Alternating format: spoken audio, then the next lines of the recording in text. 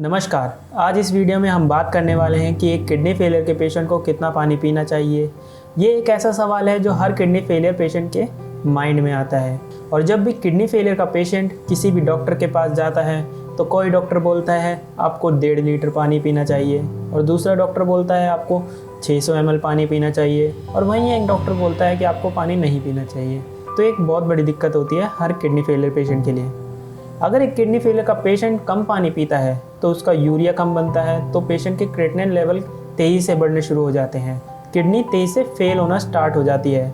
वहीं पर अगर किडनी फेलियर का पेशेंट ज़रूरत से ज़्यादा पानी पीता है तो पानी बॉडी से बाहर नहीं जा पाता क्योंकि किडनी काम नहीं कर रही है और वो एक्स्ट्रा पानी बॉडी में इकट्ठा होना शुरू हो जाता है और आपको नज़र आता है स्वेलिंग की तरह, लेग के आसपास स्वेलिंग आनी शुरू हो जाती है, ब्लड प्रेशर हाई हो जाता है। तो एक किडनी फेलियर का पेशेंट के लिए एक तरफ कुआं है तो एक तरफ खाई, तो इसको कैसे हम पार कर सकते हैं, ये बहुत इंपॉर्टेंट हो जाता है।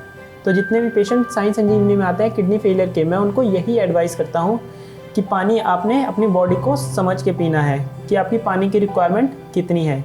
क्योंकि अगर एक किडनी फेलियर का पेशेंट राजस्थान में रह रहा है जहाँ पर गर्मी बहुत पड़ रही है, जहाँ पसीना बहुत ज़्यादा आते हैं, वहीं पर वो 1.5 लीटर पानी आपके लिए कम पड़ सकता है और आपका यूरिन फॉर्मेशन कम हो सकता है, क्रिएटिनिन के लेवल बढ़ सकते हैं। वहीं पर वही 1.5 लीटर पानी अगर एक शिमला का पेशेंट पिएगा जहाँ ठंडक होती है, जहाँ पसीना नहीं आता, उस पेशेंट के लिए वो पानी ज़्यादा हो जाता है। तो जो 1.5 लीटर का पैमाना बना रखा है वो सारे के सारे पेशेंट के लिए एक साथ अप्लाई नहीं हो सकता, क्योंकि ये डिपेंड करता है बॉडी टू बॉडी। अब इसको आप कैसे जज कर सकते हो? अपनी बॉडी के हिसाब से। हमें क्या करना है, हमें पानी पीना है अपनी बॉडी के हिसाब से।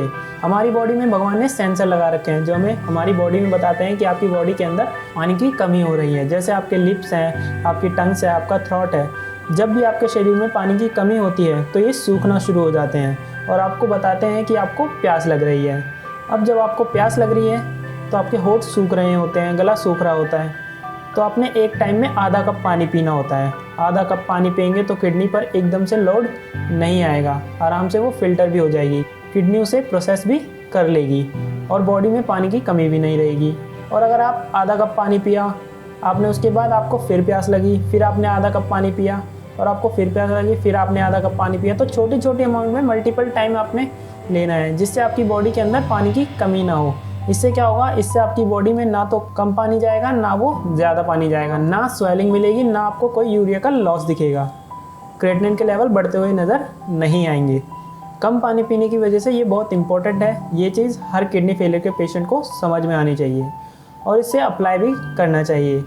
अब सवाल उठता है कि कैसे हम अपने क्रिएटिनिन लेवल को डाउन कर सकते हैं जो किडनी फेल हो रही है। अगर आपकी किडनी फेल हो रही है तो हमें अपने क्रिएटिनिन लेवल को डाउन करना है, तो वो 2 तरीक़ों से डाउन किया जा सकता है और दोनों ही तरीके जो हमें एक साथ अप्लाई भी करना पड़ता है। पहली चीज़ क्या होती है कि हमें अपनी बॉडी के अंदर वेस्ट मटेरियल की प्रोडक्शन यानी क्रिएटिनिन की प्रोडक्शन को कम करें। उसके लिए हमें अपने खाने पीने में ध्यान देना पड़ता है, हम क्या खा रहे हैं और क्या नहीं खा रहे हैं। अगर एक किडनी फेलियर का पेशेंट प्रोटीन ज़्यादा खाता है, जैसे एग, चिकन, मटन, फिश ज़्यादा खाता है, तो क्या होगा, बॉडी के अंदर प्रोटीन ज़्यादा जाएगा और ये जो प्रोटीन है ये क्रिएटिनिन में कन्वर्ट हो जाएगा, वेस्ट मटेरियल में कन्वर्ट हो जाएगा और आपकी किडनी को बाहर निकालना पड़ेगा। तो हम इसको अफोर्ड नहीं कर सकते क्योंकि हमारी किडनी पर वैसे ही लोड बहुत पड़ रहा है, बॉडी के अंदर वेस्ट मटेरियल भी इकट्ठा होता जा रहा है, तो हमें प्रोटीन का इंटेक बंद कर देंगे। अब प्रोटीन जो हमारी बॉडी का बिल्डिंग ब्लॉक भी है, नाखून से लेकर स्किन से लेकर आइज़, हेयर, सब तो प्रोटीन का बना हुआ है। तो क्या हमारी बॉडी के अंदर प्रोटीन की डेफिशिएंसी तैयार हो जाएगी? क्या हम कमज़ोर होना स्टार्ट हो जाएंगे?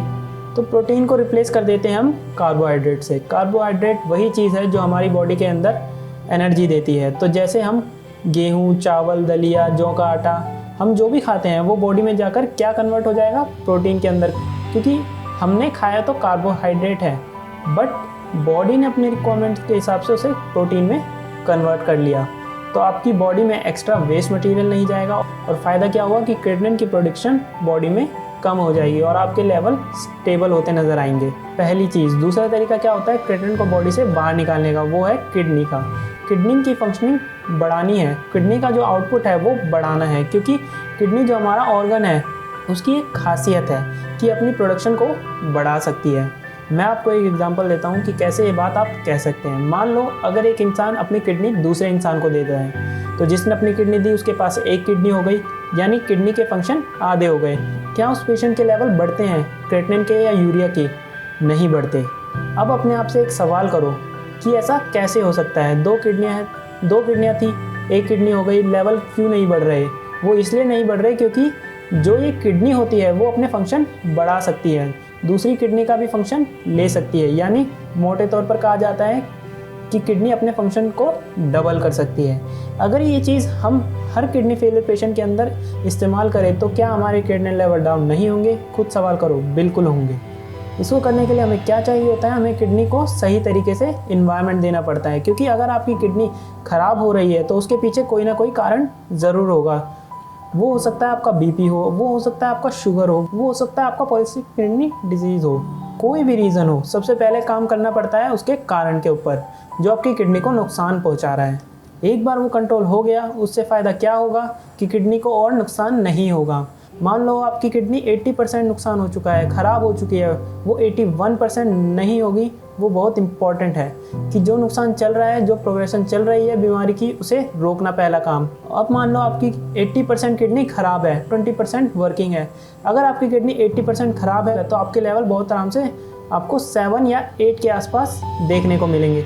अगर हमारे लेवल क्रेटिनिन के 8 हैं, 20% किडनी काम कर रही है।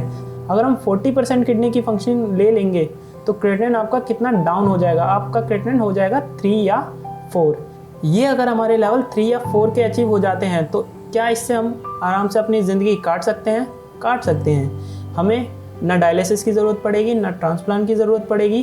क्योंकि अगर एक किडनी फेलियर के पेशेंट डायलिसिस से डरता है क्योंकि उसने अपने आसपास लोगों को जब डायलिसिस करवाते हुए देखा तो उनको बहुत अजीब तरीके से और बीमार होते हुए देखा। डायलिसिस किडनी फेलियर का ट्रीटमेंट नहीं है, मैनेजमेंट ज़रूर है पर ट्रीटमेंट नहीं है। हमने अपनी किडनी की फंक्शनिंग को बढ़ाना है, 20% को 40% तक लेकर जाना है, जिससे हमारी बॉडी में जो क्रेटिनिन यूरिया पहले से बेहतर तरीके से फिल्टर होना स्टार्ट हो सके और आपकी क्रेटिनिन लेवल डाउन होना स्टार्ट हो जाए। ये बहुत इंपॉर्टेंट होता है हर किडनी फेलियर के पेशेंट के अंदर, क्योंकि अगर हम इस चीज़ को अचीव नहीं करते, किडनी हमारी और ख़राब होती चली जाएगी। वो फाइनली हमें ट्रांसप्लांट या डायलिसिस के बारे में सोचना पड़ेगा और वहाँ से दिक्कतें ख़त्म नहीं होती, दिक्कतें शुरू होती हैं। तो हमने अपनी किडनी का ध्यान रखना है, जिससे किडनी भी हमारा ध्यान रखे। तो मैं उम्मीद करता हूँ इससे आपको क्लियर कट आइडिया मिल गया होगा साई संजीवनी कैसे आपकी हेल्प कर सकती है और आपको किस तरह से कितने अमाउंट में पानी पीना है। फिर भी आपके माइंड में कुछ भी डाउट हो, कुछ भी पूछना चाहते हो तो नीचे दिए गए नंबर पर कॉल कर साई संजीवनी के डॉक्टर से फ्री ऑफ कॉस्ट कंसल्टेशन ले सकते हो। आप अपॉइंटमेंट लेकर मुझसे भी आकर मिल सकते हो। अब इसी के साथ चलने की आज्ञा चाहूँगा। मिलते हैं अगली वीडियो में, तब तक के लिए धन्यवाद।